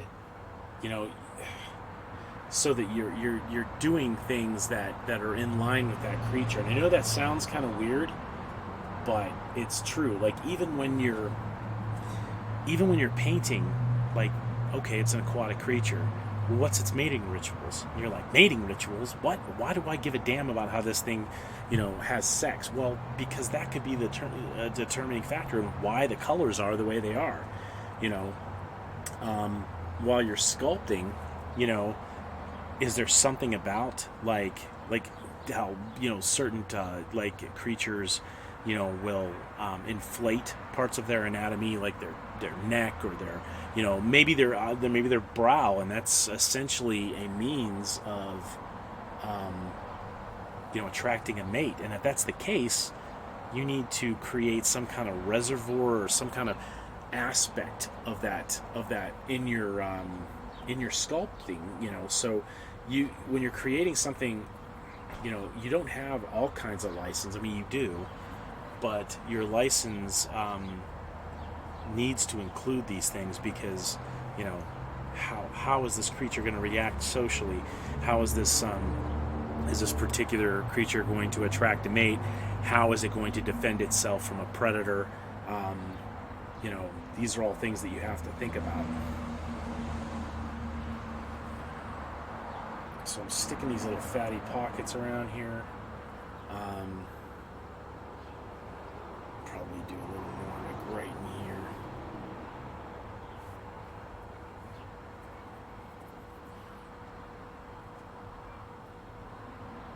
Just to kind of give it a little more dimension.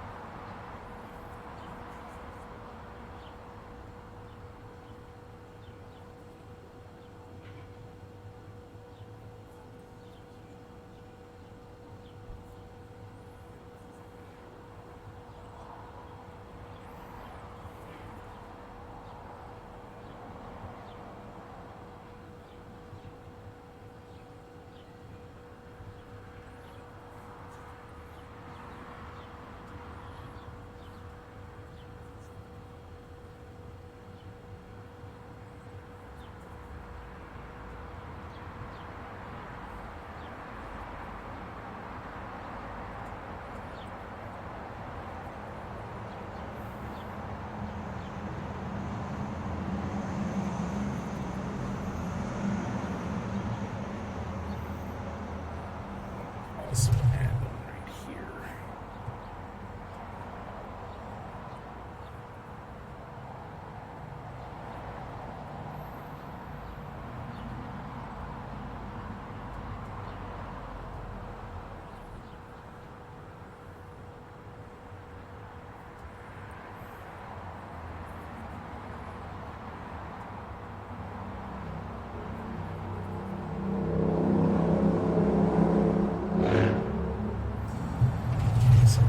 Build up going on here on the brow. I got some texture I've put into the nasolabial folds. I've got some,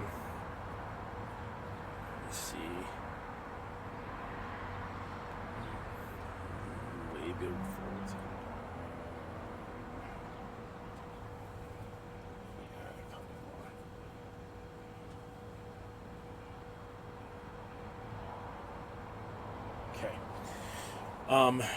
And now I'm going to go ahead and do that whole thing with the water again. One thing I want to do before I do that is I want to add some structure to these eyebrows. I'm sorry, these eyelids. So I'm going to squeeze in a little bit of clay, and I'm going to carve out some structure.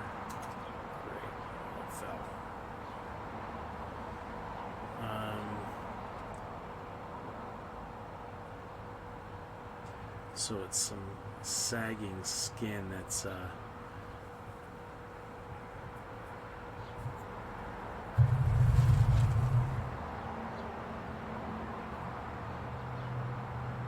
helping prop up the eye there.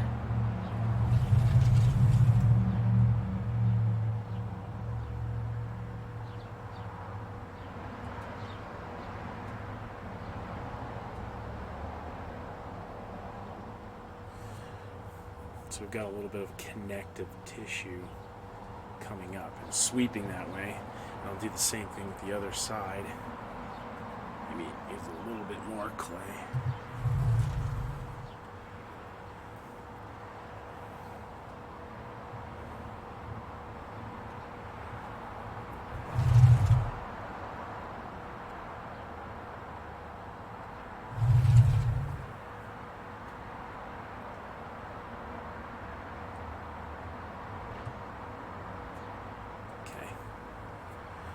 So now, maybe a little more. It looks like it didn't quite get the hang time that I wanted.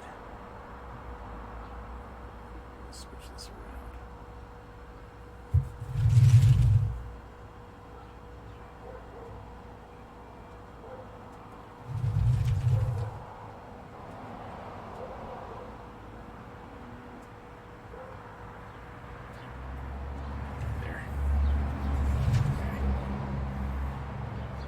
So you can kind of see how things are progressing.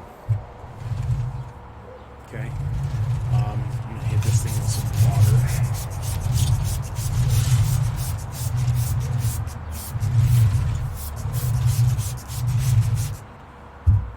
Okay, I don't want to use that. I'm going to try to use my sponge.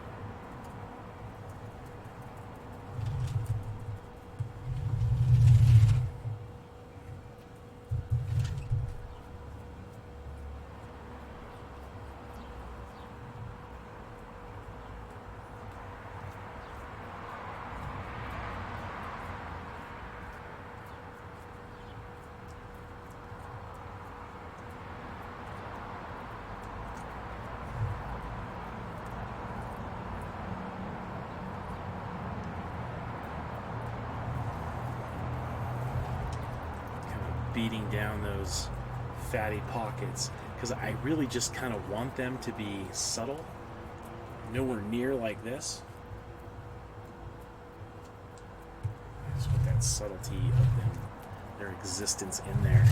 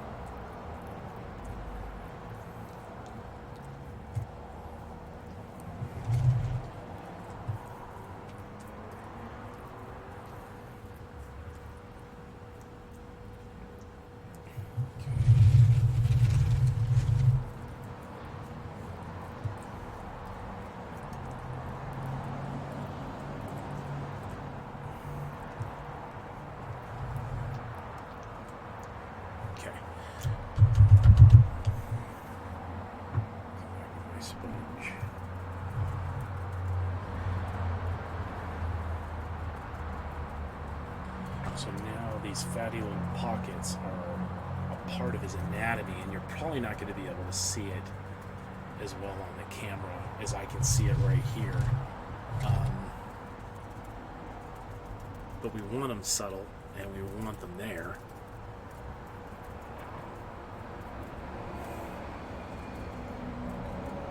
So that you can kind of grasp this dimension, this, you know, character that we just added to the face.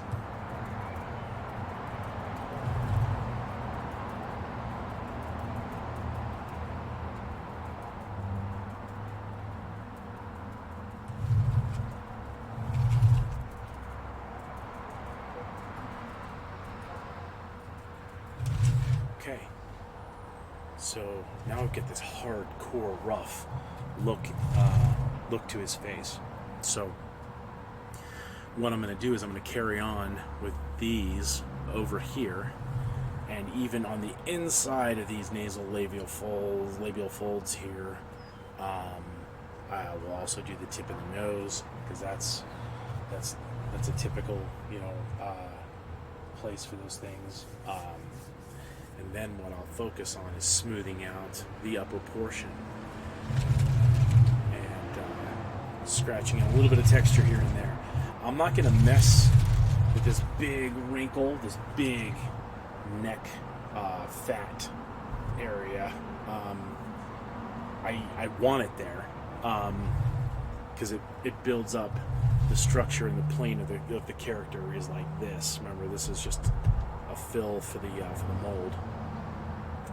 But the elements I'm going to add to it are going to be foam fabricated. So the lats will be coming down, you know, from here, building up across the front. So those won't be made of clay. This is the limit to the clay that we're going to. I'm sorry, those won't be made of latex. This is the limit to the latex structure of this particular creature. So there we go. I'm going to go ahead and finish this up off camera. I appreciate everybody who tuned in to check this out. If you get a chance, you know, definitely subscribe. You know, we're still new to Twitch, so I'm still building up that that following. You know, follow me on Instagram, on Facebook. Instagram is @AdamsRuss, and then Facebook is @escape, and then a period design. You could probably just do a search for Russ Adams and find me. If you're looking for me on Facebook, I do have this coffee mug. It's a black coffee mug. It says have a nice day on the front, and as you tip it, it's got a middle finger on it. So and it's a video, so you'll see me tipping it and, you know, flipping you off. So if you see that, that's me. You know, give me a follow. You know, friend me. You know, if you guys have any questions, you know, feel free to ask at any time. Shoot me a message. I got most of my stuff on the Instagram panel on the Twitch panel below. So if you want to get more information about me, you can also find me on IMDb and stuff like that. So I'm going to go ahead and cut it loose at this point. You know, sculpting portion of this stuff is sort of like a laid-back Zen moment. So there hasn't been a whole lot of you know, crazy interaction. But at the same time, the mold process is a whole lot different, because there's nothing I hate more than mold days. I will put it off and put it off and put it off until I've got like 4 or 5 molds I got to do at once, and then I'm just generally pissed off because I've got to do. It's a back-breaking process. It's messy, you know. So it's it's interesting. So yeah, keep tuning in. The next time you see a video for the Hulk, it'll probably be while I'm molding it. It'll be a little more difficult at that point to answer questions, so just be prepared. I'm going to have like plaster all over the place. I'm going to have to be focusing on certain things. I will do my best to try to answer questions as I go. But awesome, guys. Well, I appreciate you popping in. It's been a lot of fun. I know that most people were probably looking at this when we first started, going, "Oh, what the hell is he thinking?" But I think we came out with a pretty decent product. So it's huge. I mean, again, I will kind of go, like, I'll put my ear tip to its ear tip, and you can see how big this guy actually is. Like, our cheekbones are like right in line. So, you know, it's a huge piece. So it'll probably end up being one of my bigger masks. So all right, thanks a lot. I look forward to hearing from you guys. Have a good one. I can't find a thing.